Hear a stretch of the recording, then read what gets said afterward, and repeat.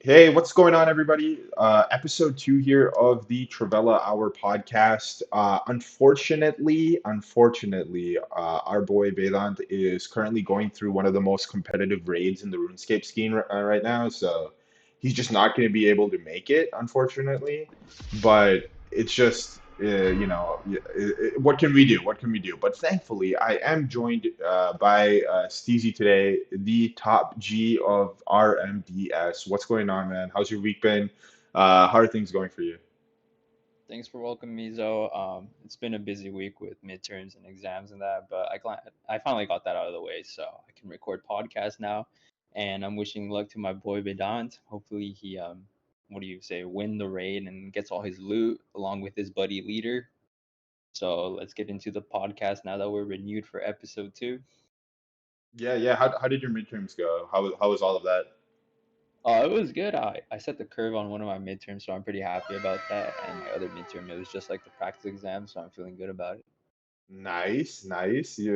That's great to hear. Great to hear. So getting right in. Go ahead. I was gonna say how was your week, but never mind if you don't want to. It was a week. It was a week. A lot of interesting stuff happening in the server. A lot of interesting stuff happening in the footy world, despite it being a international break.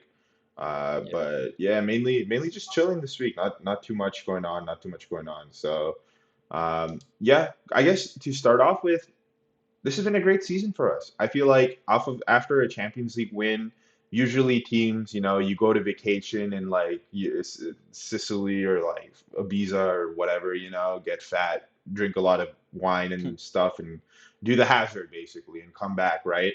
But for us, it Yeah. looks like our guys are in even better form, even better shape. Last season, towards the end, was slightly shaky, but a lot of those things have been kind of look into resolved. First question here.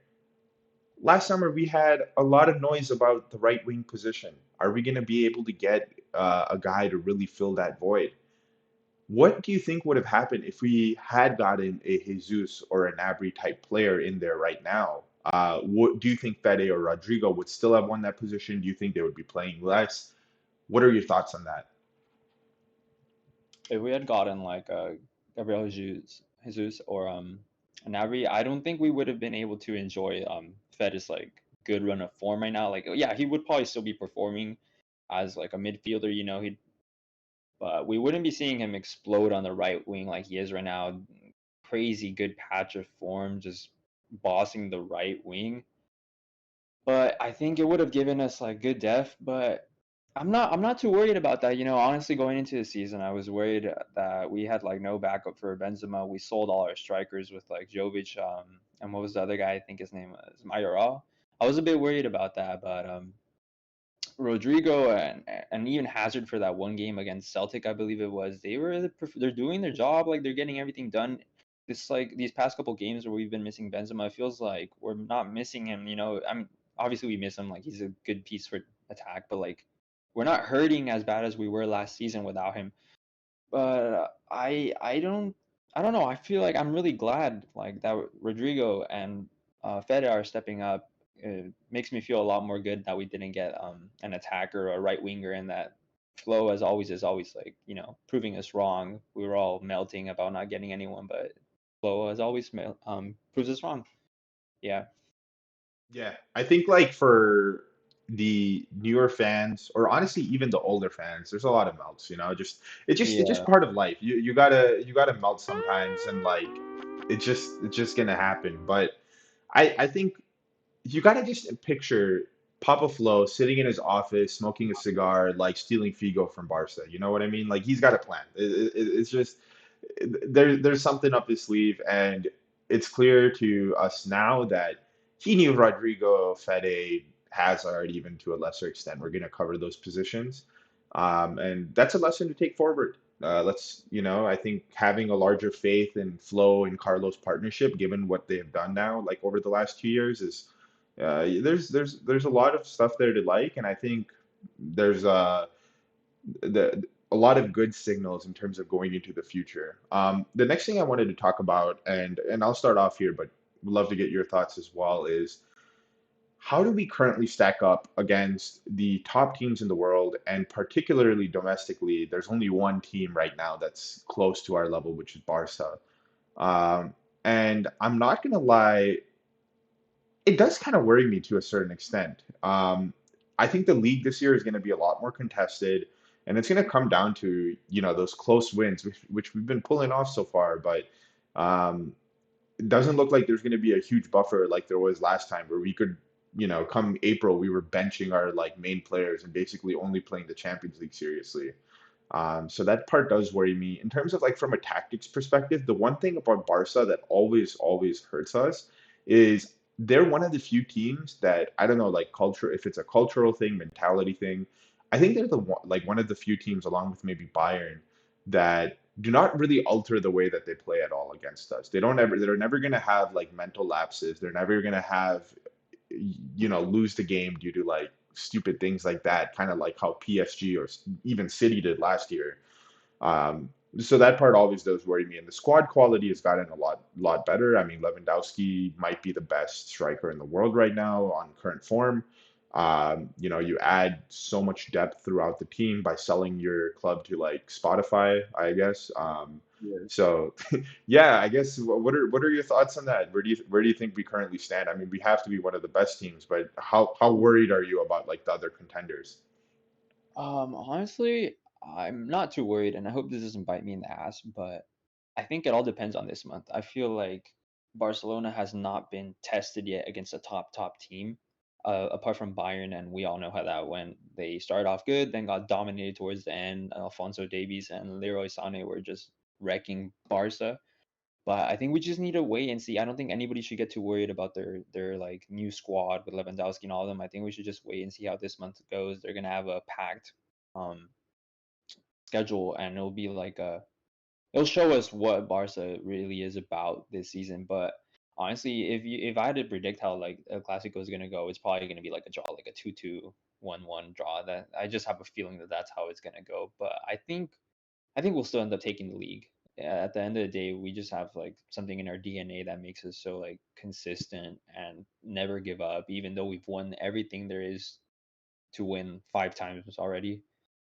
It's just my thoughts on it. Yeah, I think this season's been interesting going off of that point where I think these new guys are kind of taking over the throne a bit, where they want to kind of achieve some of these things that they saw like as kids, Cruz, Modric, Benzema achieving. You could tell really how big the last season was for guys like Vinny, Fede, when they finally did win those trophies. They're like, yes, I'm officially a Real Madrid player. I'm officially on my way to being a legend. I think that is the reason why this team didn't really have a drop off coming into this year. So it's Yeah. going to be really, really fun to watch going forward. And I think we have like a really good setup here in terms of doing all of the different, things that we needed to get done there.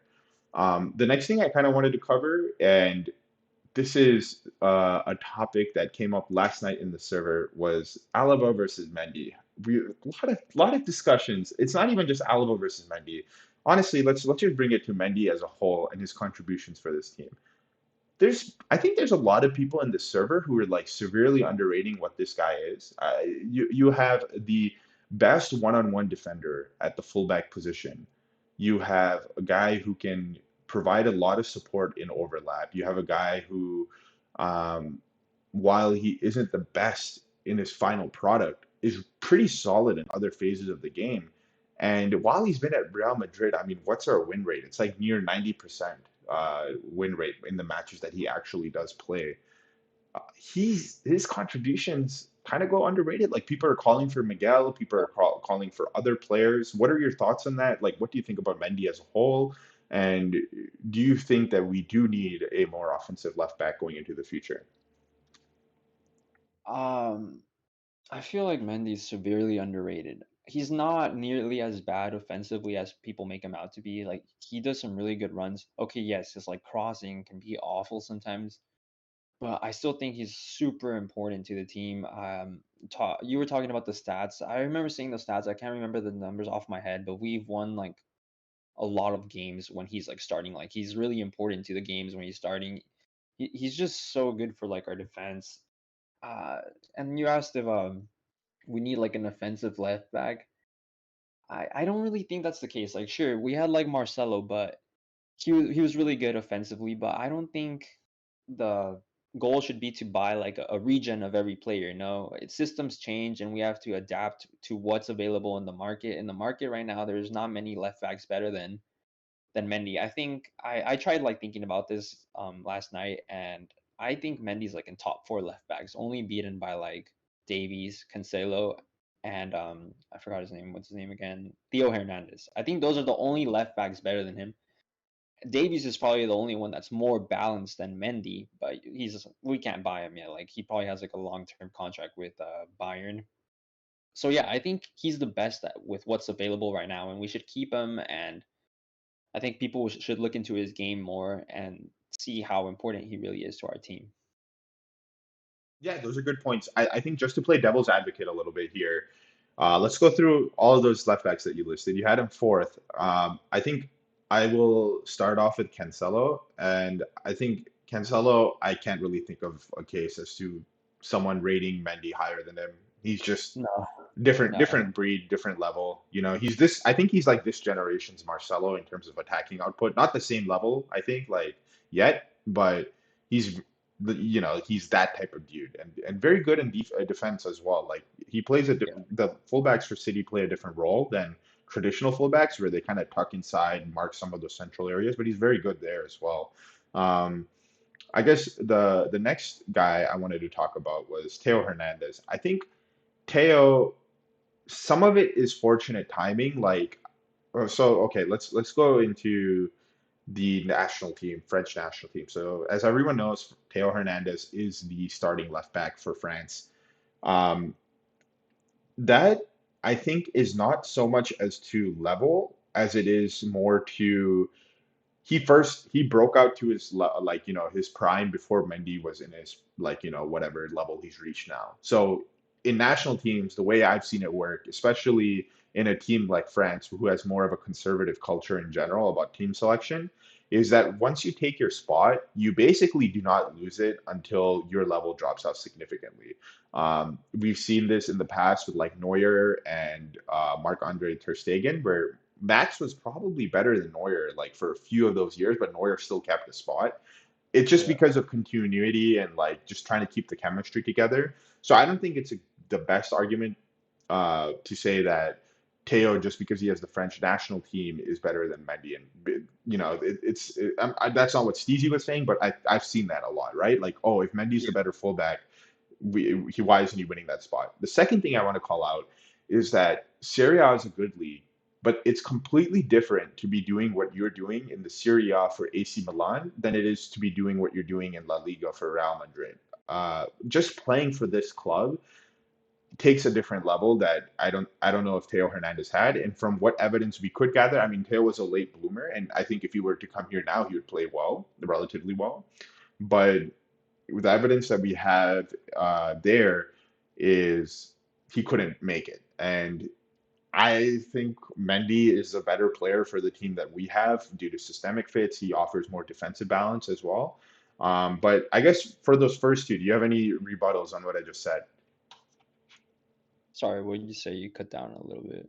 Oh, I was just talking about how Mendy is basically better than Teo Hernandez, and then also uh, he's not as good as Cancelo. So I think I would definitely move him up to three. I still have yet to get to Davies. I could get quickly into Davies as well, but before that, I wanted to ask you like, do you think there's a solid case? Do you think there's enough evidence to be able to say that Furland is ahead of Teo?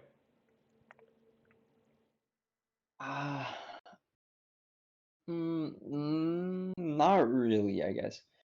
But most people don't rate Ferland Mendy above Theo's because people think that Ferland Mendy plays more like a center back than actually fulfilling the roles of a left back. And they see like Theo, he's like, okay, like this guy's like a left back. He's like he pushes up, he gets a shit ton of assists, crosses. He's really good at crossing. He can even cut in and get some goals sometimes.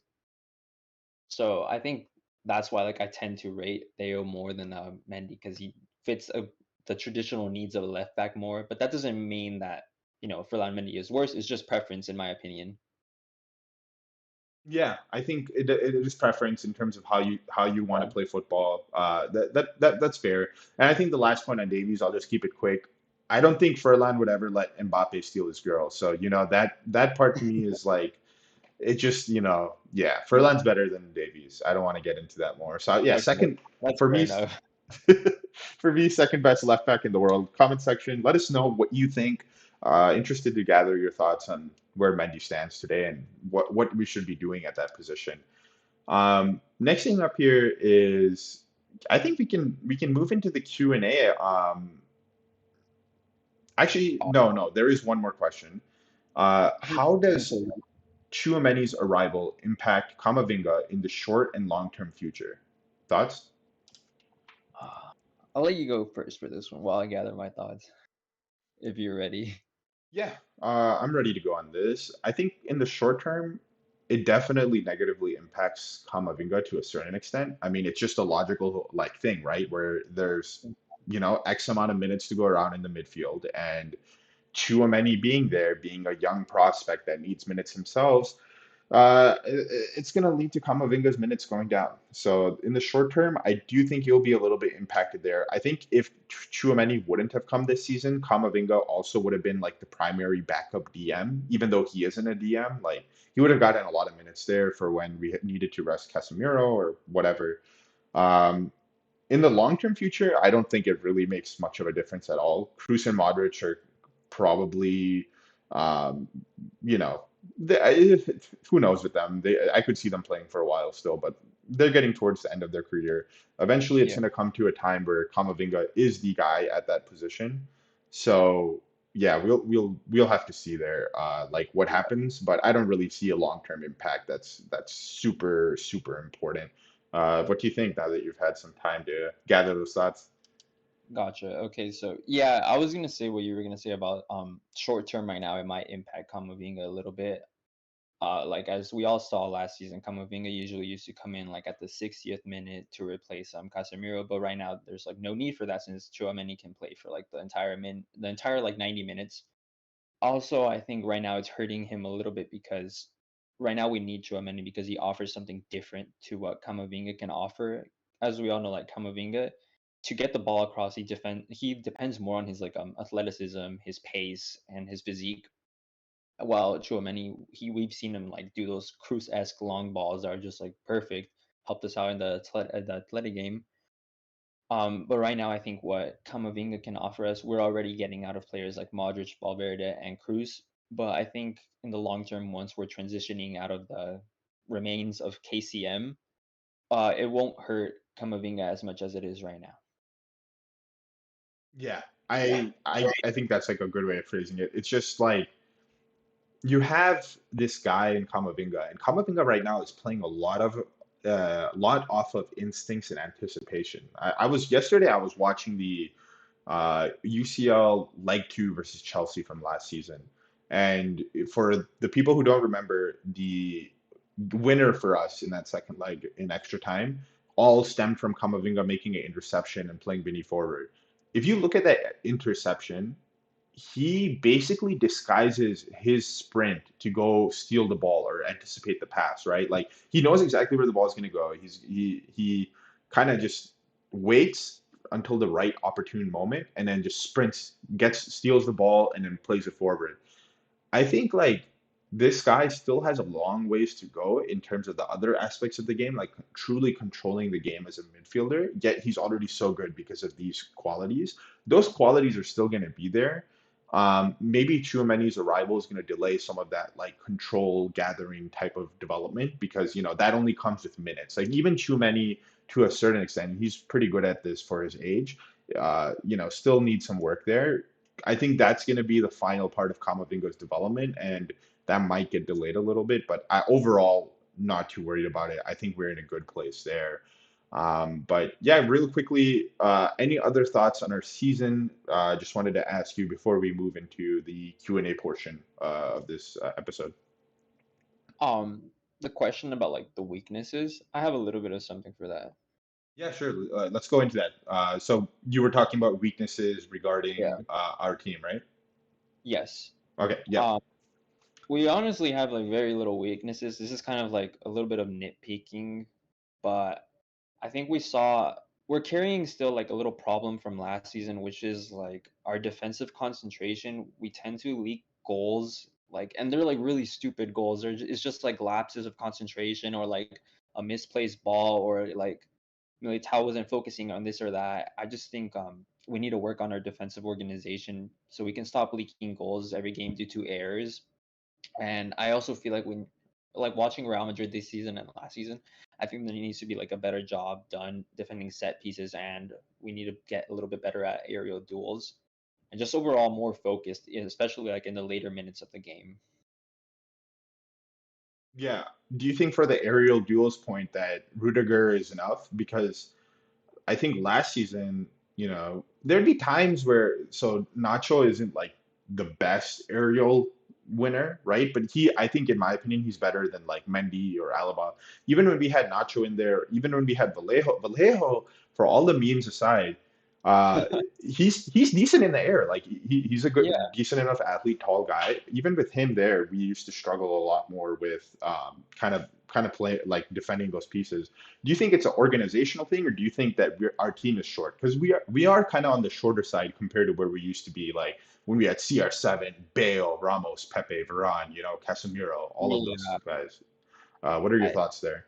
think it's a little bit of both because yeah, like Alaba is not your tallest center back, but I feel like it's also Militao who's like tall enough. He sometimes breaks in the air, like, and sometimes he like jumps up really weirdly up in the air and he causes like a handball. But I feel like most of the airs, especially last season, were coming from the right side from Carvajal and from Militao, and we were like shitting on them a lot. Unfortunately, we're giving them a lot of slack. But like you said, I think it comes from both sides. I think it's organizational, but also a little bit due to our height. And I think Rudiger would be good. I think he's great in the air, but it just depends on seeing how we like can fit him in, when to play him. I don't think we have that sorted out yet. Yeah, yeah, I think we'll have to see once we go forward. Carlo is, for all of the great things he does do, I don't think his organization in general is the best. This guy's just like smoking a cigar, raising his eyebrow while like Modric is playing left back, but it's all good, It's like the vibes results FC, speak for bro. themselves. It's all Just what? vibe, just vibes FC. Yeah, seriously. Like he has a different demeanor to him, man. I love Carlo, but yeah, interesting stuff. But that kind of wraps up the preview portion, or sorry, season and review portion of this episode. Now to transition a little bit into Q&A itself. We have some really good questions here. Thanks everyone for the questions. For the next episode. If you want to get a question answered, just leave it in the comment section of this video or just DM us on Discord if you're in the server. We'll be putting a link to the server this time. Forgot to do that last time because I was playing RuneScape and just got busy. But, um, I guess the first question here, Chunks asks, how do you spend time in the summer between footy seasons? I'll take this one first. For me, a lot of gaming, just kind of staying busy. I think the other thing is that once you start working, the summer goes by a lot faster because like during school, like I feel like for me, the summer used to feel super long because I just was doing nothing all day, but work kind of takes up a lot of time. And also the footy season, if you really think about it, you have the season ends, UCL championship final is like beginning of June, basically, like late May. Then you have like 2 weeks of international break immediately after that. And then preseason starts in like mid-July. So you basically only have like a month where there's no real like footy stuff. And even there, you have like transfer news and stuff like that going on. So basically, like football has turned into a year-round sport, and there's no real breaks. Even in the breaks, right? Like you have other leagues. You have like there's like women's football going on. There's MLS, Yeah. like Liga MX stuff. Whatever. Like so, there's no real break. For me. I'm following stuff year round. How about you, Steezy? What do you do? It's funny that you bring up like the transfer market stuff because I'm a huge nerd when it comes to like transfer rumors, transfer journalism, and all that kind of stuff. Like during the summer, like I'm basically just keeping up with the transfer market and journalists like Fabrizio and David Ornstein. And I enjoy like gossiping about transfer rumors and transfer talk with like people like usually Inti and you. I also like playing a lot of FIFA career mode and like just buying the players I wish I could buy for certain teams and this and that. But if we're talking about personal, I'm doing like a certificate at UCLA right now that's related to my major that hopefully help me out with my career. And I also like to travel a lot. Last summer, went to Madrid, got to see the Santiago Bernabeu. That was pretty nice. Got to eat a lot of food. Got sick of it by then, but yeah, that was pretty cool. That's pretty much how I spend my summer. Nice, nice. Love to hear that. Love to hear that. Next question, and we're not going to answer this one for logistical reasons, but just to get it right, Bacon asks, which country has the best women? Yeah. Wait, wait, wait. Huh? Let me reshape this question. Okay. Okay, from the World Cups we have seen, which country has had the most like attractive fans? Let's say. I Uh, think I think it's fine if you answer this one. We will get in trouble. yeah. I think I would go. I don't even know honestly because I don't remember because I was like pretty young like for the last ones. The most recent one in my memory is Russia. I don't. That was also a blur. I honestly can't answer this. What do you think? Do you have like an answer for this? Yeah, Colombia. They hosted a World Cup? No, I meant like the teams like in the World Cup, like which team had like the most attractive fans. And Colombia usually has Oh. the most attractive fans, you know? Yeah, yeah, I think that's a decent shout. Yeah, that's a good enough answer. Let's just go with that. Thanks for the question. Thanks for the You question. seem pretty anxious to move on. Yeah, yeah, just for, a lot of administrative reasons. But Bacon asked us to discuss the trolley problem. So I think that isn't the trolley problem where you're at like this rail track and you can decide if the cart goes one way or the other. If it goes one way, it kills one person. If it goes the other way, it kills like four. Isn't I think that's the problem. It's Is usually that it? five. Yeah. Five? Okay. Yeah. I think this is a pretty straightforward answer. Just just go like Wait, poll. wait. One Uh-huh. thing is that like if you don't do anything, it's going to kill five people. That the rail that Right. it's set on can kill five people, yeah. Yeah, yeah. So I'll just go to the other side and be like, to the five people and be like, so guys, I'm a huge Barca fan. Are any of you Barca fans? And like, if none of them say yes, then I'm flicking it, killing the other guy. But if they are Barca fans, then you got to do what you got to do. You're not a must. But Steezy, what do you think about this one? I would probably go to the rail that has like one guy and ask him if he's a She-Hulk fan. If he tells me he's a She-Hulk fan, well, I already know what to choose, you know. Gotta So give you're it a push. saving him, right? You're saving him. Yeah, I'm saving him, sure. It's a great show, man. It's a great piece of media right there. Yeah, yeah. It's a great show. I know you're a big fan of it. Yeah, it's generational like Lionel. But anyways, moving on a little bit. Um, Name your favorite football player of all time. And if they have played for Real Madrid, also name one that has never played for Real Madrid but is your favorite regardless. Stacey, I'll let you take this one first. All right, so favorite football player of all time, it's Zinedine Zidane. I know I didn't get to watch him. The only match I actually watched from him was the 2006 World Cup final where he head-butted someone, which is not the best match to watch for Zidane, but I just did like a lot of research on him and I watched some of his old matches, like the UCL final where he scored that amazing volley. And dude, this man was a genius. Like you could pretty much always count on Zidane to like deliver on the biggest stage, whether it was like a World Cup or a Champions League final. And the reason why like him as a player really attracts me is because he was just like a joy to watch because of like the flair and grace with which he played the game. He could like dictate the tempo of the game. He would be the guy that like could pull the strings and bring his teammates into play and just be everywhere on the pitch somehow. And he just knew exactly what to do with the ball. He was just like magic. But if I had to talk about my favorite player that didn't get to play for Real Madrid, it's Berbatov. I know a lot of people don't like him. They think he's like a lazy player and such. But Berbatov is my favorite because he just played with so much swagger. Like everything he did just looked effortless, and he was just a classy player. I'm a sucker for classy players like him and Zidane. He was just a different kind of player. So yeah. What about you, Zo? Those are good answers. I think um, if this question had said soccer, I would have answered the same way, but I'm about to piss off a lot of people. Notice how the Oh, question said oh football. no. Notice how the question said football. The best football player that I've ever seen play for the Minnesota Vikings, Adrian Peterson, running back, absolutely phenomenal athlete. This guy would have been amazing at RuneScape. Anything he chose to do, like it would have been just a game over. This guy, it's called soccer. You saw Pulisic shushing the entire Mexico national team last summer. It's over. We're winning the World Cup, and it's going to be called soccer from this November onwards. So just already know that. But yeah, I guess any thoughts on that before we move No comment. I'm disappointed. on? The uh, greatest soccer player of all time is Pulisic. I was just kidding around, guys. LeBron James of soccer. Come on, yeah, he's the GOAT. yeah, that dude's insane, man. There's nothing you can do He's against too good that. for Chelsea. Chelsea don't know what to do with him. He's too good for them. Yeah, I mean, he scored against Real Madrid. I mean, he won them the leg, honestly, like a goal and an assist, I think, or a goal and two assists over that 21 Champions League. Uh, Hard kick. Dude's actually an animal. Anyways, moving onwards. A real leader, Chunks. I'd say.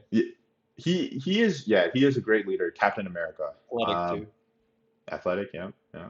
Do you support any other teams outside of Real Madrid? And this is from Chunks. Thanks for the question. Hmm. Are you talking right now? No, no, no. I Oh, okay. was asking you. Yeah. I got a little bit worried. I was like, oh. um, do I support any other teams apart from Real Madrid? No, not really. I don't. I've tried to get like adopt like a second team, but I just don't feel the same way I do when I'm watching like Real Madrid. I don't get the excitement or anything, or I can't bring myself to watch soccer match. I mean, oh, almost said the S word. I mean, football matches that aren't Real Madrid's. But if I had to say like a team that I was fond of, I would probably say Napoli. And Aaron's gonna hate me for this because he's a huge Roma fan, but I just like Napoli because they're like one of the youngest teams in Serie A. They have like lots of likable and talented players and good attacking play, and also Kvara ball. Gotta love the Kvara ball. Yeah, yeah. I like Napoli too. I think whenever I can catch a match, I always like try to follow them. Another thing that I think outside of Real Madrid, let's see. I follow Minnesota United. That's like my local team. I think they're like pretty good. But uh, in Europe, Leeds, I follow Leeds. Pretty big fan of that. Like in the Premier League, Oh yeah. they're never gonna play against Real Madrid, so I just chose them. Like I chose them when they were in the championship, just to be able to follow some English football, or sorry, English soccer. But yeah, I forgot it's you were a interesting. Leeds. Yeah, man. Going strong this season. We have the best manager in the world, Ted Lasso. Yeah. So yeah, it's We got, been going good. yeah, that's pretty good. I remember like when I first started talking to you, I remember you were talking about like Leeds and transfer talk. Now it's all making sense. It's all clicking. Yeah. Yeah. I mean, how can I, you not support Ted Lasso? We have like the best. We have like basically the new Messi too, Brendan Aronson. Like that guy is absolutely wow. insane. Tyler Adams, the Tyler Casemiro Adams of the West. and You Emilio. know, Don't you guys have one more American player? There's a probably. third one, no? There's Harrison who is English, but he was in Oh, America for a bit. Um, oh no, I don't know then. yeah, I don't. I think there might be one more, but that I'm bricking on. But What about whatever. outside of football though? You got a Huh? favorite team? Minnesota Vikings. Oh yeah, You yeah. want to talk about that? Minnesota Vikings. Let me play that horn sound again, man. They're absolutely insane this year. Best team in the league. You guys should all follow them if you don't follow the NFL. But all right, moving onwards. Rennie asks, who is the best mod and why? Well, I guess to lead off this question, I think all the mods. I appreciate all of their work, And just so I don't get banned, I'm going to rephrase this question to who is the mod that you interact with the most? And for me, it's obviously Sponge. I'm talking to Sponge all the time. Steezy, you have an answer for this? Aaron, obviously he's the homie. My boy out on. I interact with him on a daily basis. Think he's Yeah. better than Sponge because can Sponge do it on a cold, rainy night in Stoke. Probably, honestly. Um, yeah, I think Aaron is up there too. Maybe they're like 1A, 1B for me. I interact with them the most for sure though. Yeah, Um, Sponge is a nice guy. If I had a server, I would for sure hire Sponge as a mod because he's great. yeah, someone in the comment section post a picture of Rod and Steezy getting banned from casino. Uh, all That's right. for sure the scariest moments on this server. Yeah, that was It's me pretty and bad. it's me and Rod trying to, launder money, and then it works out. We're all happy about it. And then all of a sudden, Sponge comes online and asks, "What the hell's going on here?" All I could do was press the exit emoji while Rod tried to withdraw all his money. In all caps. What's the tag called for anyone who's like not heard about this that they can look it up? Top 10 scary anime moments. All right. Yeah, for anyone at home that wants to just type in uh comma tag top 10 scary anime moments and you're gonna find yourself a nice laugh. But anyways, moving onwards here to our next question. Who is the biggest brick in the server? And Ray is asking this. I'm gonna skip this one because we appreciate everyone in the server. But what I can say is that I have never been muted despite a lot of bricking. That's my only thoughts on this. Steezy, did you want to add anything? Um, no, I was gonna say something, but never mind. I think Yeah, it's best if you don't. Never mind. yeah, probably just to keep up relationships. It's probably It was actually something about Ray, but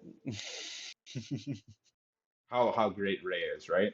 yeah, just how like Ray should look in the mirror and appreciate his handsome self. Yeah, that's it. All right. Chunks asks, cats or dogs? I'm gonna take this one first. Just adopted two baby kittens. They're amazing. Love them. I actually like both cats and dogs around the same. I just think cats are like easier to take care of. How about you? I'm a huge cats fan. I don't have one myself, but I really, really want one. I like dogs and cats the same, but I just feel like cats are just top notch because they're not as clingy as dogs. They require like less attention, and like you said, they're easier to take care of. And they just have like so much personality. They're like weird little creatures. Yeah, yeah, they're really nice. I like them. They're especially when they're young, like these two kittens, like they're kind of more like dogs, like when they're younger, where they'll like want more attention and stuff. Like as soon as I come outside, if they haven't seen me in 2 hours, they'll like come run up to me, like follow me around for like 2 minutes, and like uh, and then after that they go do their own thing, unlike a dog who will just kind of chill with you. So that's the big difference. But anyways, moving forward, Chunks asks, do you think Vinny is a top five player or better in the world right now? Why or why not? I will let you take this first. I don't see any reason why Vini is not a top five player in the world right now. He's one of the most informed wingers, probably top two wingers in the world right now. Well, you consider Neymar a winger still?